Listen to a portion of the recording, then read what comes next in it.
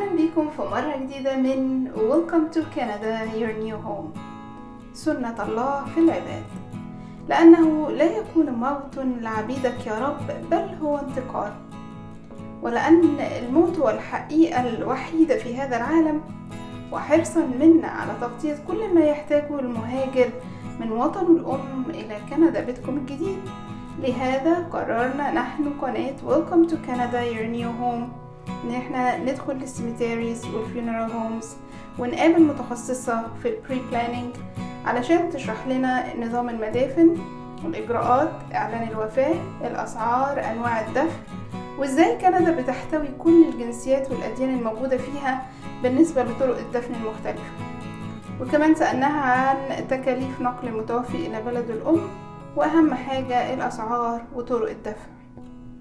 معلش بنعتذر منكم إذا الموضوع تقيل شوية، ولكن جيد أن نتأهب ونستعد للذي لابد منه، فلنملأ حياتنا إذن بأعمال الخير والرحمة. تابعونا.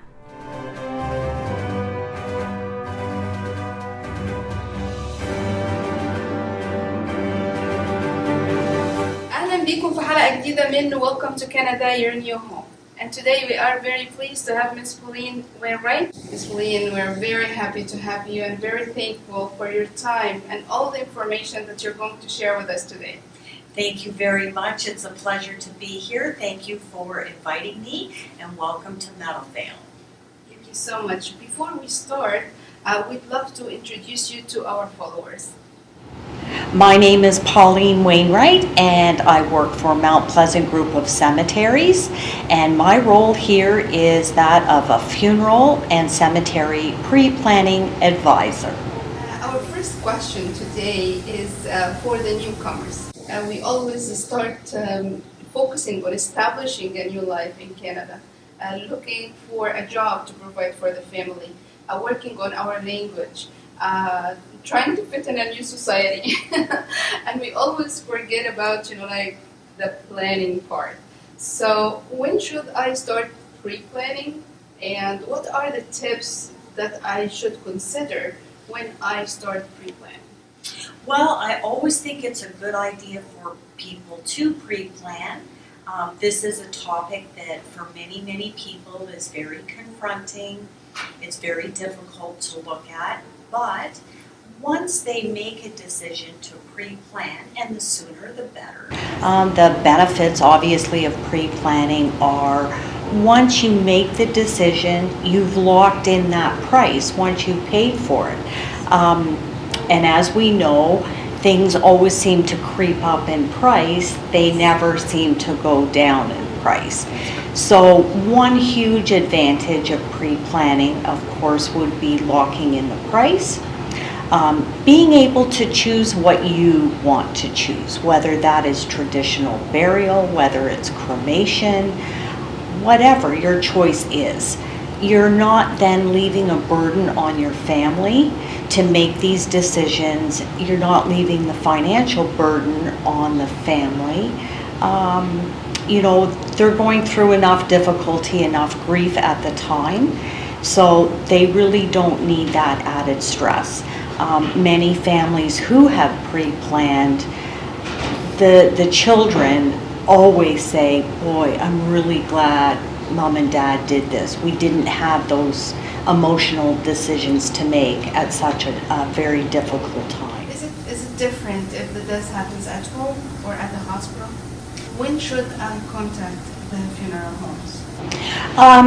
If a death occurs in the hospital, the doctor will have to make the pronouncement. Okay. Once the pronouncement is made, we can then be contacted. We are then in a position to go pick the body up and bring the body into our care. Okay. If a death is expected at home, then you would follow the advice of the doctor. But a pronouncement does have to be made. We cannot do anything before that pronouncement has been made. So after the pronouncing, then we should contact the funeral home. Is this correct? That is correct. They can contact the funeral home. They can say a passing has occurred. They can call us 7 days a week, 24 hours a day. and we will bring their loved one into our care. Now let's talk about the services that Mount Pleasant provide for the family of the deceased. Okay, so what we do is we have cemeteries and funeral locations, and today we're at Meadowvale Cemetery and Funeral Center. So we offer the families anything that the family would choose pertaining to a funeral service. So if the family chooses to have a visitation, we can accommodate that visitation.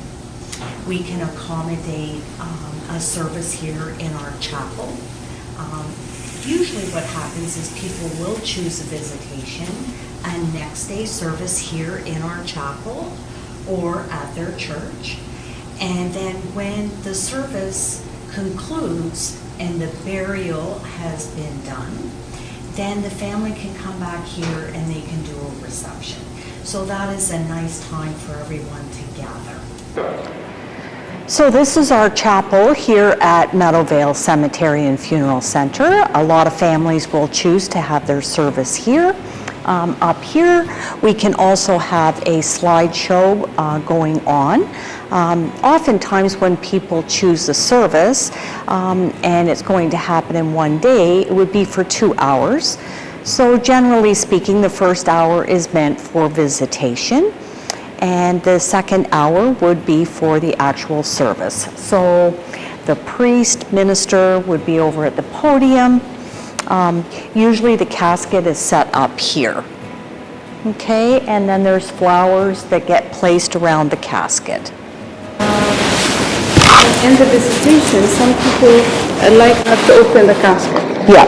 Is this like extra money, because for sure you're going to do extra work for this birth, so it's included in the package, right? Okay. Yeah. Good.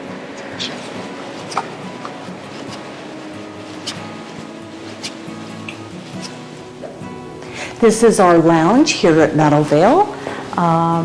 So when we're not in COVID, and hopefully COVID will be ending soon, when families are here having a visitation or doing their service, they can come in here, help themselves to coffee, tea, water. They can sit here, they can converse. It's just a nice relaxing place just to come and have a cup of tea. And as you can see, it is very comfortable.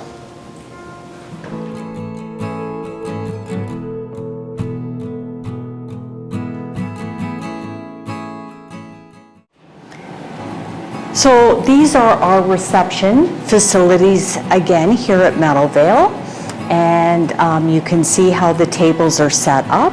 Things are looking a little bit different now only because we are in COVID. Our receptions have just opened up. We also offer an outdoor patio, and you can see that the patio extends from this end of the room right to the opposite end of the room. In the summertime, we put umbrellas up. We also have cushions, so it's a very beautiful area. We're very blessed to have this, and families just love it. And again, at both sides of the room, you can see a TV screen. These can be used for slideshows.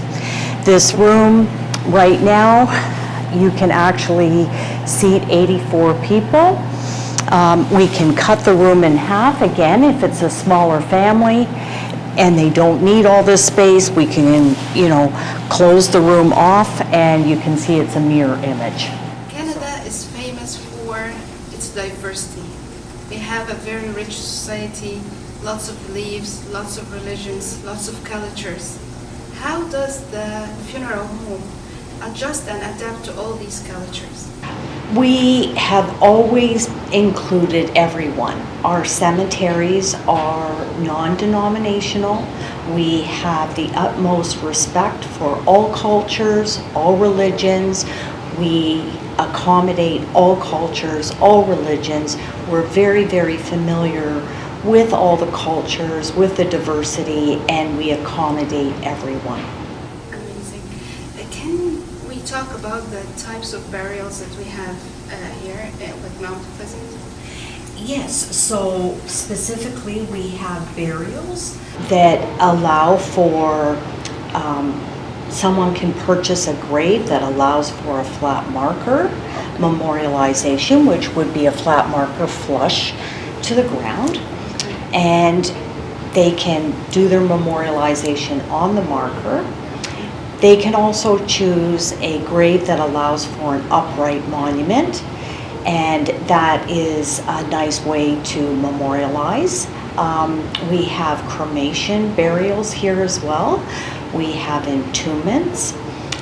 We have many choices.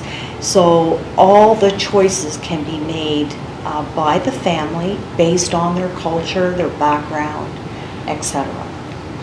Okay, so this is our selection room here at Meadowvale, and one of the items that families can choose from, we offer everything for, a full funeral service. So we have registered books, we have stationery packages, you can see we have photos in frames. So this is, again, part of our selection room. This is where we keep our caskets.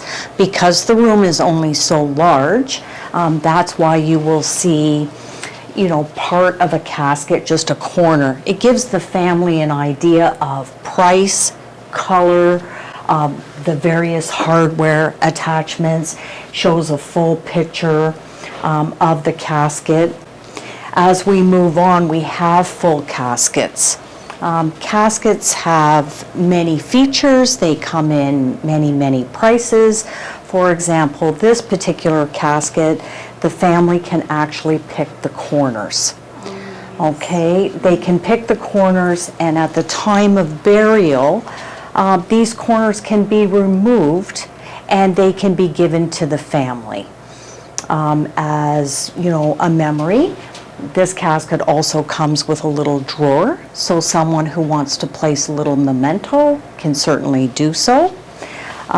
We have many caskets to choose from, different colors. You can see the different interiors.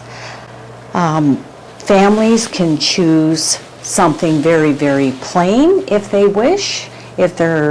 If they're wanting something very plain, they can certainly choose something very plain.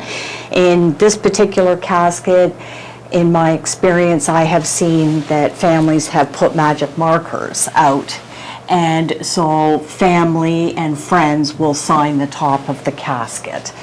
Just something very unique, something different. Again, another casket. If there isn't going to be a service, maybe it's just going to be a graveside service. The bottom container that you're seeing here is used for cremation only. In order for it to be a casket, we need a way of lifting the casket. So you can see with the particle board container, there's no way of safely lifting that. And again, we have more caskets here. Once again, you can certainly choose your corners, and there are many corners to choose from. You get into, a white casket, and then once again, we're showing just the corners, the various hardware. This is a cloth-covered casket, so this is a casket some families will choose. And we do have a casket brochure online. So there are many caskets to choose from. So what we're looking at here are basically monuments. And in order to have a monument, you would need to purchase a grave that allows for an upright monument. Okay. And so these are just various samples of monuments. It is the size of the grave that dictates how large the monument can be. So you can't buy a little grave and then put a big monument on it. It doesn't work that way. And as we move down, we will see a variety of flat markers. So these particular flat markers are bronze markers. And these markers can be used on what we call an adult flat marker grave. And you can see that these are bronze sitting on granite. This is a popular choice with a lot of families. These are your granite flat markers. Again, they come in various colors and various sizes, and they have a various price range. So the memorialization that we're looking at here are basically boulders.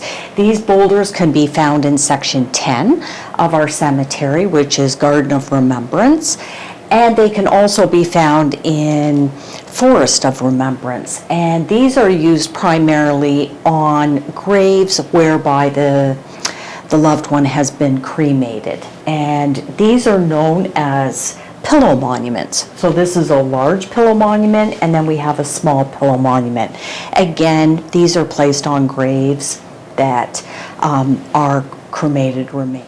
So what we're looking at here on the top two shelves are known as casket vaults. So sometimes families will choose to have a casket vault. The purpose of a casket vault is it prevents the grave from actually shifting. It also protects the casket.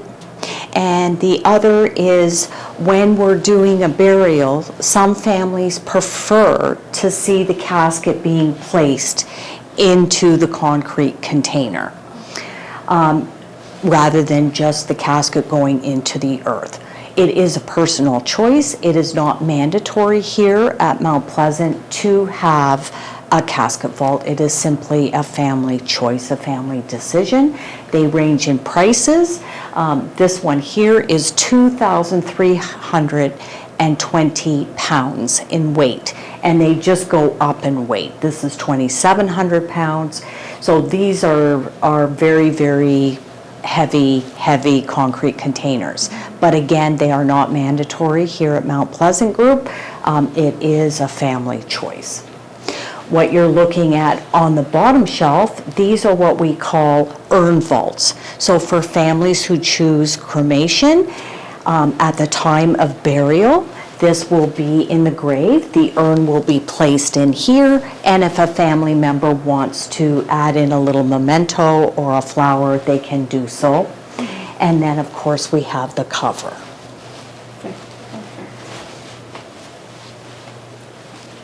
And one last item or items to look at are basically urns. Again, the selection room, we show these urns that we have, but again, on our website, we have many more urns to choose from. And again, it's a family choice which urn they would like to choose. Some families are taking the cremated remains home with them, so they might want something more decorative. Other families will be burying those cremated remains. Okay. And finally, on the wall here, we have an array of jewelry items as well as little keepsake urns. So for example, if there's 4 brothers and 2 sisters and grandma has passed away and the family wants a little keepsake, they can have these little keepsakes. So there's some of the cremated remains of their loved one placed in here, and everyone can take a little container home. And again, we have jewelry that can do the same thing, and there's many choices. Some people are grieving in a very special way that they need support and extra support. Do you have any connection with other organizations for follow-up and providing such a service? All of that information actually is on our website. And when you're on our website, www.mountpleasantgroup.com, under grieving, you will see the various places where families can go. Okay, amazing. We're going to talk about a very important topic that concerns everybody when we start looking for a pre-plan, which is a financial part. Do we have any services, like when we come to Pauline and say, okay, let's pre-plan, I want to buy a grave. What are the services that are provided for us? So from a financial point of view, we offer various options. So one option is the family can just pay up front, whether that be for funeral services, whether that be for cemetery products. They can also choose, we offer financing for both. So for example, for cemetery products, the family can simply put 20% down, make payments over 1 year with no interest, or they can put 20% down, finance it over a 2-year period. The first year would bear no interest. The second year would bear some interest, but of course that would be on a declining balance. So the interest is not too high, and it makes it affordable for families, and they can pay that off at any time. Do we have any other support from Government of Canada for families with low income, for example, or our seniors?